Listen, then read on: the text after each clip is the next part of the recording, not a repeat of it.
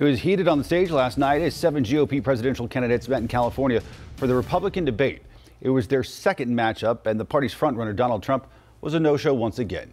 Here's Garrett Hake with the latest.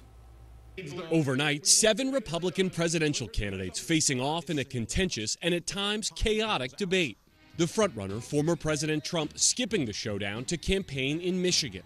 His rivals Chris Christie and Ron DeSantis repeatedly noting his absence. Donald Trump is missing in action. He should be on this stage tonight. He owes it to you to defend his record where they added $7.8 trillion to the debt. Donald, I know you're watching. You can't help yourself. You're not here tonight because you're afraid of being on the stage and defending your record. You keep doing that, no one up here is going to call you Donald Trump anymore. We're going to call you Donald Duck.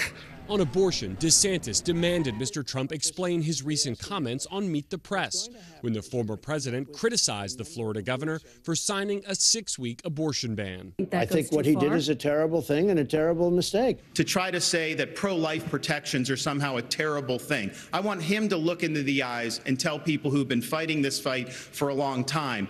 Former Vice President Mike Pence taking aim at President Biden for joining striking auto workers in Michigan. Joe Biden doesn't belong on a picket line, he belongs on the unemployment line. And Vivek Ramaswamy, who tangled with rivals in the first debate, acknowledging his critics. You see a young man who's in a bit of a hurry, maybe a little ambitious, bit of a know-it-all it seems at times. Still, his rivals pounced, Tim Scott seizing on his business dealings. I can't imagine how you could say that knowing that you were just in business with the Chinese Communist Party and the same people that funded Hunter Biden. And Nikki Haley targeting his use of TikTok.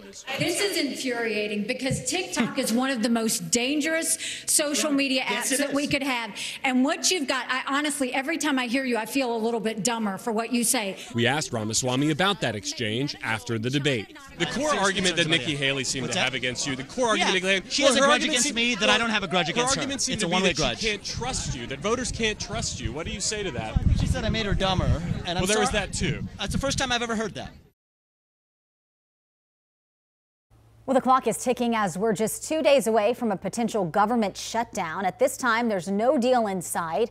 Separate short-term spending bills are working their way through the House and the Senate, but each version is designed to fail in the opposite chamber where the opposing party is in power.